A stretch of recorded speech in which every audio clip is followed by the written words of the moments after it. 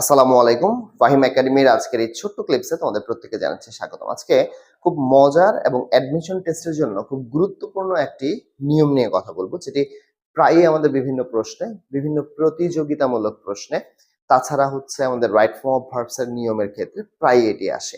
চলো আমরা একটু বোঝার চেষ্টা করি। আচ্ছা, নিয়মটি হচ্ছে আমরা শিখবো হচ্ছে the number of, one of the, neither of the, either of the অথবা ইচ অফ দা। এদের পরে কিভাবে আমরা নাউন ব্যবহার করব, এদের পরে আমরা কিভাবে ভার্ব ইউজ করব এবং এদের পরে কখনো পজেসিভের ব্যবহার হয় কিনা এই বিষয়গুলো আমরা বোঝার চেষ্টা করব। দেখো, আমি একটা ছোট্ট সূত্র লিখেছি, সেটি হচ্ছে টোন। টোন বলতে আমি কি বোঝানোর চেষ্টা করেছি? টোন বলতে আমি তোমাদেরকে বোঝানোর চেষ্টা করেছি টোনের টিতে হচ্ছে দি নাম্বার অফ, ওতে হচ্ছে ওয়ান অফ দা, এন হচ্ছে নাইদার অফ দা, ইতে হচ্ছে ইচ অফ দা অথবা আইদার অফ দা। তাহলে টোনের টিতে কি? টিতে হচ্ছে দি নাম্বার অফ, ওতে হচ্ছে ওয়ান অফ দা, এনতে হচ্ছে নাইদার অফ দা, ইতে হচ্ছে ইচ অফ দা অথবা আইদার অফ দা। এই শব্দগুলো যদি কখনো বাক্যে থাকে, তখন সেই ক্ষেত্রে এদের পরে যখন আমরা কোনো নাউন ব্যবহার করব, সেই নাউনটা প্লুরাল নাউন হিসেবে ব্যবহার হবে। কি নাউন হিসেবে ব্যবহার হবে? প্লুরাল নাউন হিসেবে ব্যবহার হবে। যদি কোনো ভার্ব ব্যবহার করতে হয়, সেই ভার্বটা হবে সিঙ্গুলার, এবং এদের পরে যদি কখনো আমাদেরকে কোনো পজিটিভের ব্যবহার আসে, সেই পজিটিভটাও হবে আমাদের সিঙ্গুলার। তাহলে টোনের পরে প্লুরাল নাউন, সিঙ্গুলার ভার্ব এবং হচ্ছে সিঙ্গুলার পজিটিভ। আমি আবার রিপিট করছি, টোনের পরে প্লুরাল নাউন, সিঙ্গুলার ভার্ব এবং হচ্ছে কি singular positive. What is the mean of tone?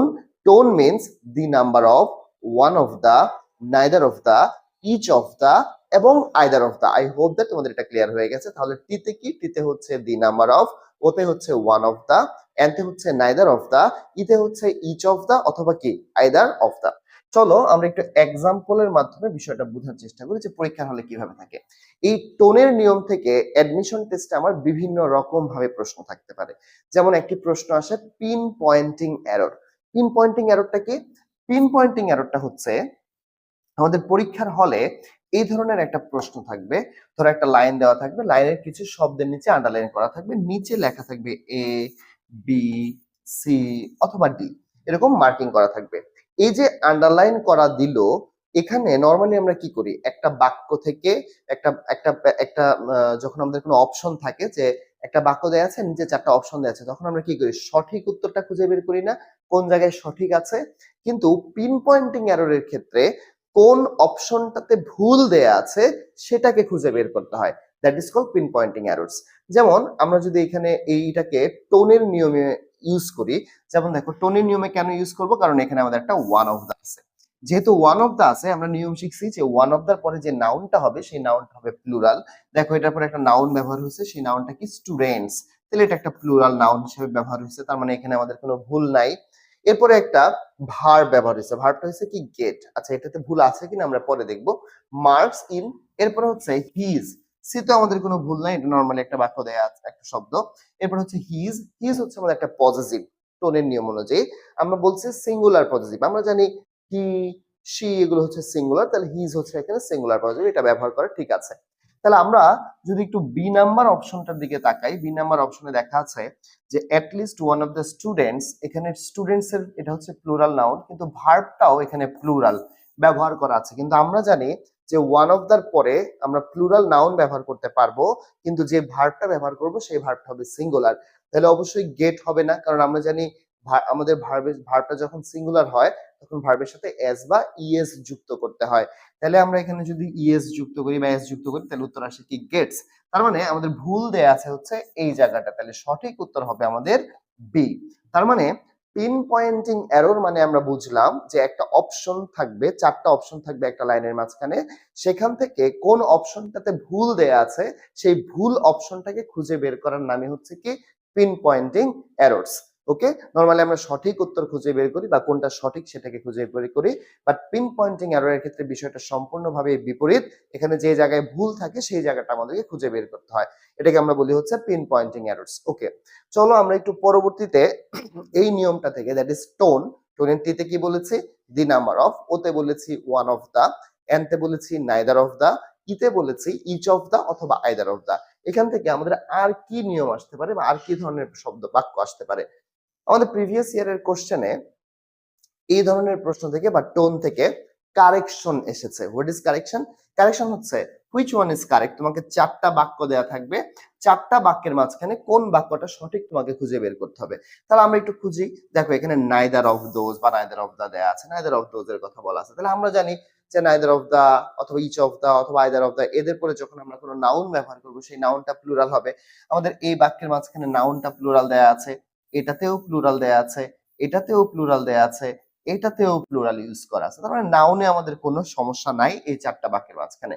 কিন্তু প্রবলেম আছে হচ্ছে ভার্বে। আমরা যদি 4 নাম্বার থেকে একটু যাই, ডি থেকে যদি যাই, এখানে ভার্বের সাথে আইএনজি ব্যবহার করা আছে। তার মানে আমরা বলছি সিঙ্গুলার ভার্ব হবে। সিঙ্গুলার ভার্ব হলে তো আমাদের আর ভার্বের সাথে আইএনজি ইউজ করার কোনো প্রশ্নই আসে না।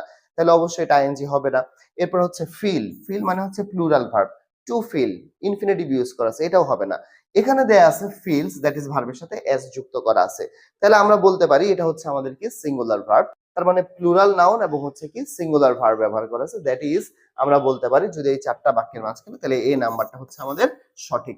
তার মানে এই টোনের নিয়ম থেকে যেরকম আমাদের পিন পয়েন্টিং এরর হতে পারে, টোনের নিয়ম থেকে হতে পারে আমাদের কারেকশন। ঠিক আছে? আরো একরকম ভাবে আমাদের প্রশ্ন আসে এই টোনের নিয়মটা থেকে কিভাবে, চলো আমরা একটু দেখি। দেখো এখানে গ্যাপ হিসেবেও থাকতে পারে, যেমন নাইদার অফ দা রোডস। আমরা যদি নাইদার অফ দার কথা বিবেচনা করি, নাইদার অফ দার পরে রোডস, এটা হচ্ছে আমাদের একটা প্লুরাল নাউন। এটা আমাদের কি নাউন? এটা হচ্ছে আমাদের একটা প্লুরাল নাউন। এটা হচ্ছে আমাদের একটা প্লুরাল নাউন। প্লুরাল নাউনের পরে আমাদের যে ভার্বটা হবে সেই ভার্বটা অবভিয়াসলি সিঙ্গুলার হবে। যদি ভার্ব সিঙ্গুলার হয়, আমরা শিখেছি ভার্বের সাথে এস বা ইএস যুক্ত হবে। এটা হচ্ছে আমাদের একটা প্লুরাল ভার্ব, এটার সাথে আইএনজি যুক্ত করা, এটার সাথে ইনফিনিটিভ যুক্ত করা। তার মানে এ বি সি কোনোটাই आंसर আমাদের আসছে না। তাহলে উত্তরটা কি হবে? অবশ্যই এটা সিঙ্গুলার ভার্ব হিসেবে বিবেচনা হয়েছে, তাহলে উত্তরটা হবে আমাদের হচ্ছে এখানে ডি। তাহলে আমাদের নিয়মটা কি শিখলাম? শিখলাম হচ্ছে টোন, টোনের টিতে হচ্ছে দি নাম্বার অফ, ওতে হচ্ছে ওয়ান অফ দা, এনতে হচ্ছে নাইদার অফ দা, ইতে হচ্ছে ইচ অফ দা অথবা কি আইদার অফ দা। এদের পরে যখন আমরা কোনো নাউন ব্যবহার করব সেই নাউনটা হবে আমাদের প্লুরাল, যে ভার্বটা ব্যবহার করব সেই ভার্বটা হবে সিঙ্গুলার, এবং এদের পরে যদি আমাদেরকে কোনো পজিটিভ ব্যবহার করতে হয় সেই পজিটিভের ব্যবহারটাও হবে আমাদের সিঙ্গুলার। চলো আমরা আরেকটা লাস্ট নিয়ম দেখি বা লাস্ট একটা एग्जांपल দেখি। দেখো আমাদেরকে বলতেছে ওয়ান অফ দ্য বয়েজ ওয়াজ ইল। দেখো এখানে আমাদের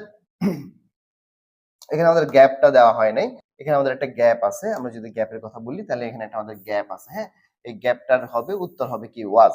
তাহলে দেখো কেন উত্তর হবে ওয়াজ, কারণ হচ্ছে দেখো ওয়ান অফ দা বয়েজ, এখানে বয়েজ এটা হচ্ছে আমাদের একটা প্লুরাল নাউন। এখানে যদি ভার্বগুলোর দিকে তাকাই, এটা হচ্ছে আমাদের একটা প্লুরাল ভার্ব, এটা হচ্ছে আমাদের একটা প্লুরাল ভার্ব, এখানে আইএনজি যুক্ত করা আছে। একমাত্র সিঙ্গুলার ভার্ব হিসেবে এখানে উত্তর দেয়া আছে হচ্ছে ওয়াজ। তার মানে आंसर কি হবে আমাদের এখানে? ওয়াজ। তাহলে আমরা খুব সহজেই বুঝে গেলাম যে টোন, তাহলে আমরা যখন অ্যাডমিশন টেস্টের পরীক্ষায় অ্যাপিয়ার হব বা যে কোনো প্রতিযোগিতামূলক পরীক্ষায় অ্যাপিয়ার হব, তখন আমরা বোঝার চেষ্টা করব হোয়াট ইজ দ্য টোন।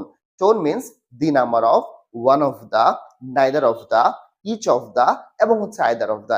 এদের পরে যখন আমাদের কোনো প্লুরাল নাউন ব্যবহার হবে, ভার্বটা হবে সিঙ্গুলার, এবং এদের পরে যদি আমরা কখনো পজিটিভ ইউজ করতে হয় তাহলে সেই পজিটিভটা হবে সিঙ্গুলার। আই হোপ দ্যাট তোমরা এই নিয়মটা ক্লিয়ার হয়েছে। তাহলে টোন মানে কি? টোনের টিতে হচ্ছে দি নাম্বার অফ, ওতে হচ্ছে ওয়ান অফ দা, এন হচ্ছে নাইদার অফ দা, ইতে হচ্ছে ইচ অফ দা অথবা আইদার অফ দা। এদের পরে প্লুরাল নাউন, সিঙ্গুলার ভার্ব এবং সিঙ্গুলার পজিটিভ ফর্ম বসবে। এরকম ছোট ছোট ক্লাসগুলো পাওয়ার জন্য আমাদের ফাহিম একাডেমির এই পেজটি তোমরা অবশ্যই লাইক দিয়ে রাখবে, এবং আজকের ভিডিওটা যদি তোমাদের কাছে ফ্রুটফুল মনে হয় এবং ভালো লাগে, আই হোপ দ্যাট তোমরা এই ছোট্ট ভিডিওটি শেয়ার দেবে তোমার বন্ধুদের সাথে, যেন তোমার বন্ধুরাও এই নিয়ম থেকে প্রশ্ন আসলে অ্যাডমিশন টেস্টে বা যে কোনো প্রতিযোগিতামূলক প্রশ্নে অথবা আমাদের এইচএসসি লেভেলে একটা নাম্বার যেন নিশ্চিত করতে পারে। সবাই ভালো থাকবে, আগামী ক্লিপসের জন্য ওয়েট করবে। আল্লাহ হাফেজ।